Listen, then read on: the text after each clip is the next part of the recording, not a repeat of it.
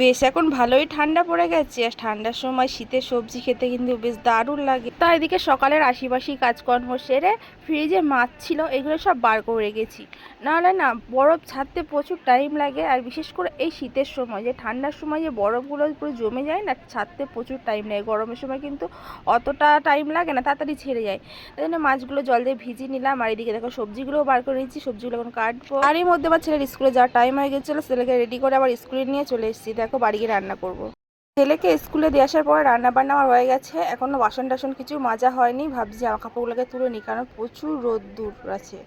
আর এদিকে জামা কাপড়গুলো আমার তোলা হয়ে এসছে, আবার যাবো ছেলেকে স্কুলে আনতে, কারণ ছেলের আবার স্কুলে ছুটির টাইম হয়ে আসলো।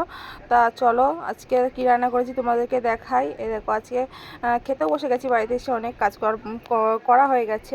তা পালং শাক, ছিম, মূলো, বেগুন, চিংড়ি মাছ দিয়ে একটা শীতের সবজি, আর গোটা গোটা লোটে মাছ। আর দেখো আমরা দুজন খেতে বসে গেছি, তো চলো খাওয়া দাওয়া করে নিই।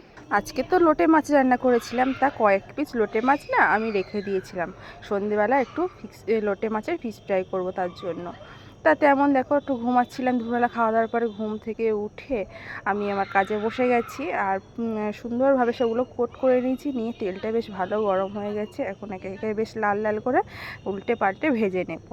বেশ খেতে কিন্তু দারুণ লাগে, এটার সঙ্গে একটু কাসুন্দি দিলে না জাস্ট দারুণ লাগে খেতে। তা যাই হোক দেখো আমার এক এক করে সবগুলোই লাল লাল করে পুরো ভেজে নেওয়া হয়ে গেছে। আর এদিকে দেখো ও সুন্দর করে একটু কাসুন্দি দিয়ে নিচ্ছে। আর গরম গরম এই ঠান্ডার সময় দারুণ লাগে খেতে।